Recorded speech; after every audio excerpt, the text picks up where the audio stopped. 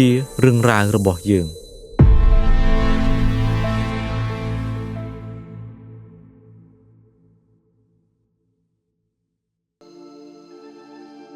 ជនជាតិវៀតណាមជនជាតិស្អីចាមទៀត3គ្រួសារយកទៅអស់គ្រូហើយតែយើងខ្មែរយើងអ្នកដែលពលកម្មខ្លាំងគេអត់ងាយសម្លាប់ដែរចាគ្រូបានរួចខ្លួនណាក្នុងភូមិភាគបូព៌ាហ្នឹងគឺគេចោទតែក្បត់ទាំងអស់គេថាតែខ្មាំងយួនទាំងអស់មិនថាខ្មែរទេគេថាខ្មាំងយួនបរោយម្ល៉េះហើយគឺត្រូវតែសម្លាប់ចោលបញ្ជូននឹងបញ្ជូនមកសម្លាប់ចោលបរោយមិនសំដៅថាជនជាតិខ្ញុំទេសូម្បីតែជនជាតិអ្វីមួយរស់នៅក្នុងប្រទេសកម្ពុជាក៏វាមិនអាចអនុគ្រោះបានដែរណាចិនក៏ដោយស្អីសូម្បីជនជាតិខ្លួនឯងបងប្អូនខ្មែរនឹងយកទៅសម្រាប់មកគុកនោះហើយរឿងរ៉ាវរបស់ជនជាតិរបស់ខ្ញុំទាំងអស់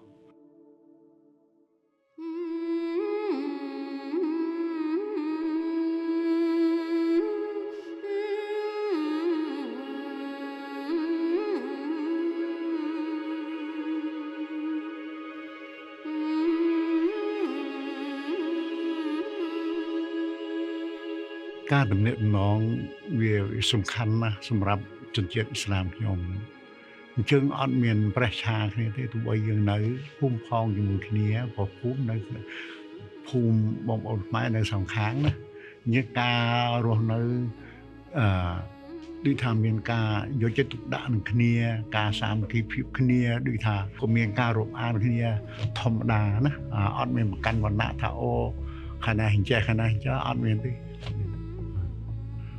នៅក្នុងរបបប៉ុលពតការរើសអើងវាធំដុំណាស់សម្រាប់ជនជាតិខ្ញុំ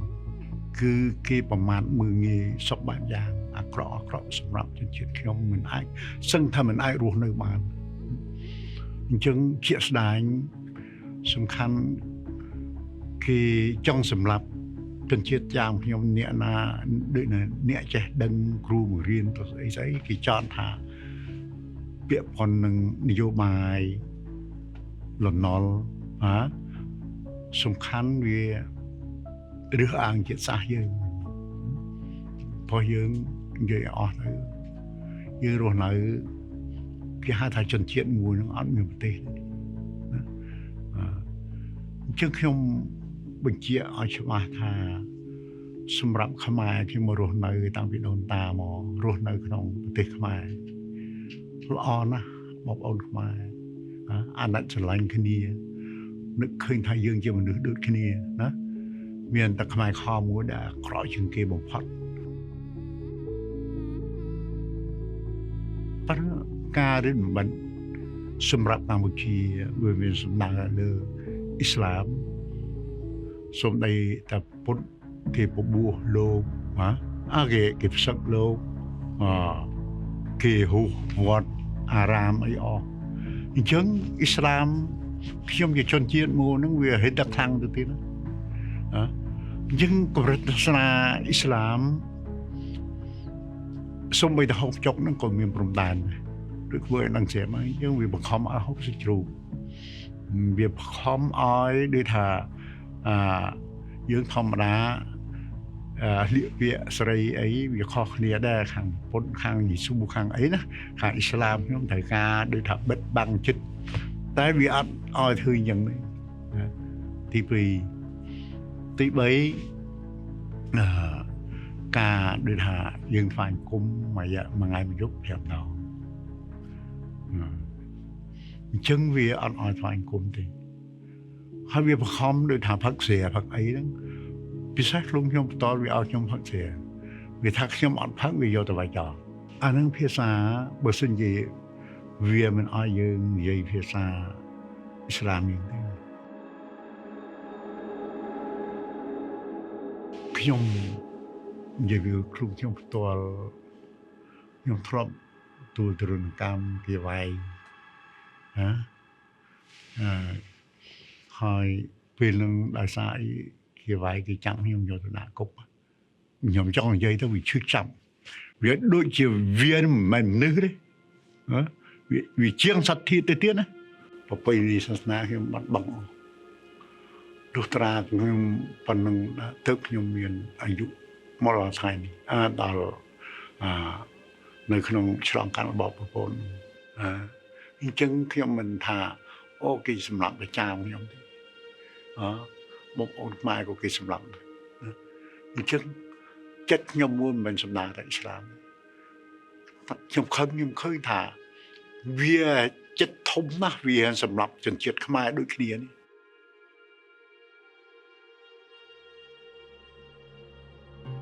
នឹងអត់មានអីហូបហើយយើងដល់7មេសាគេចាប់រើសអាវមកវាធ្វើបាបខ្ញុំមកខ្ញុំដេក5ថ្ងៃគេថាយើង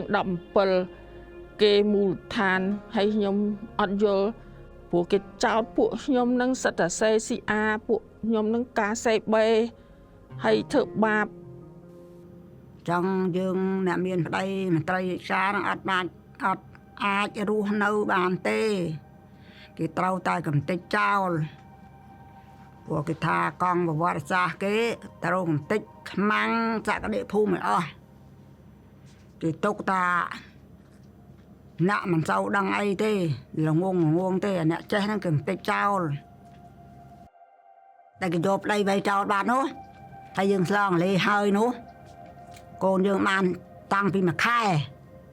គេឲ្យមីងរៀបចំគ្រួសារថ្មីយើងបកកាយថាយើងអត់យកទេហើយគេអត់ព្រមគេត្រូវតែបខំយើងទៅហើយមានអ្នកធំអ្នកតូចខ្លះមកនិយាយរួមចាប់ហ្មងធ្វើបាបចិត្តយើងហ្មងប៉ុន្តែដល់ក្រោយមកទៀតគេយកប្តីហ្នឹងទៅសម្រាប់ចោលចំនួនពលពតគេរៀបប្តីមួយទៀត អង្គការគេមេធំគេហ្នឹងប្រធានឈ្មោះនេះឈ្មោះនោះអញ្ចឹងមកខ្ញុំភ្លេចច្រើនណាគ្រូ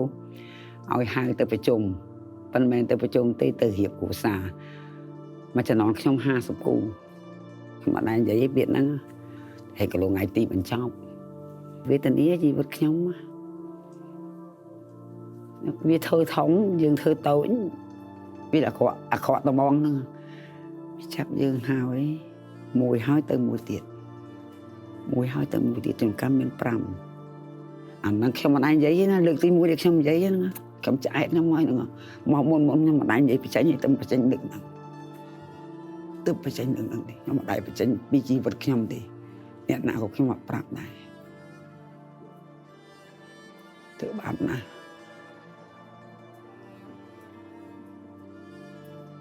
ប៉ុន្តែពួកវាងាប់ហើយមានណានៅទេ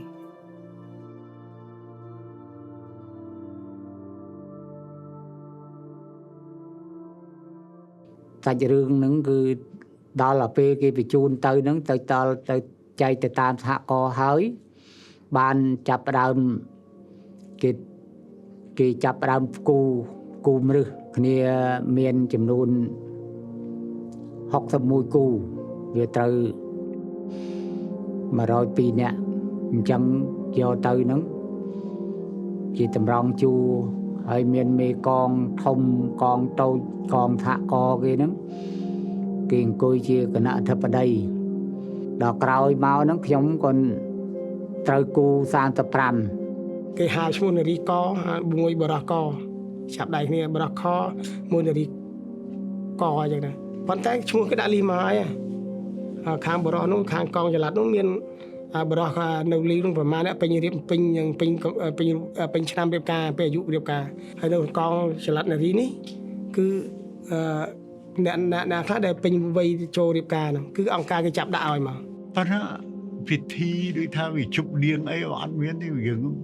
ដល់ម៉ោងមកហូបបរវាយជួងហូបបរជាមួយគ្នាអាហ្នឹងអ្នកភូមិនេះអីជាមួយគ្នាហ្នឹង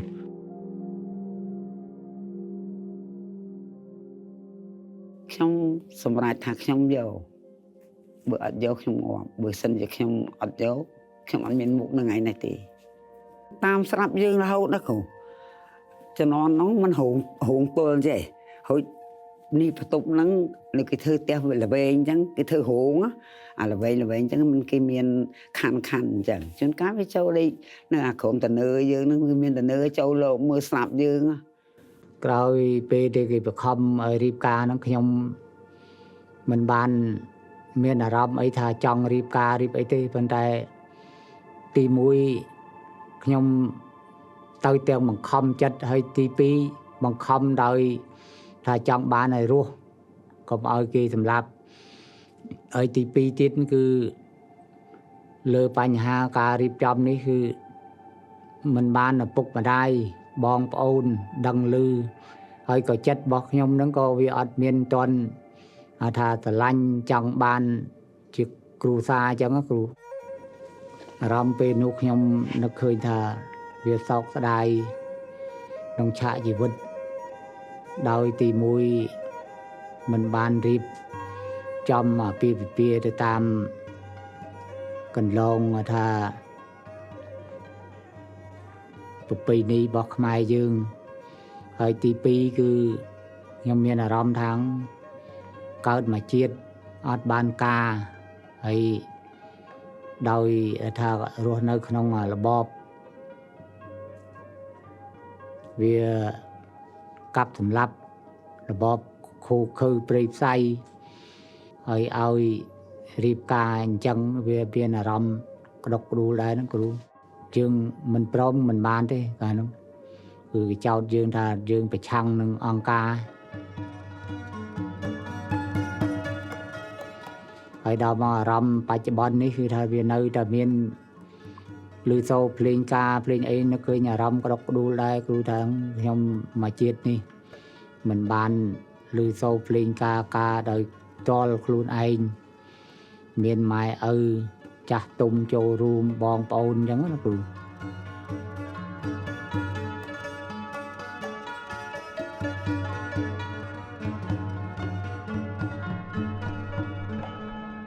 ងាប់ហើយនឹងនៅរស់យកមួយណាសម្រាប់ថាយករស់សាណាខ្ញុំអត់សុខចិត្តទេខ្លាចងាប់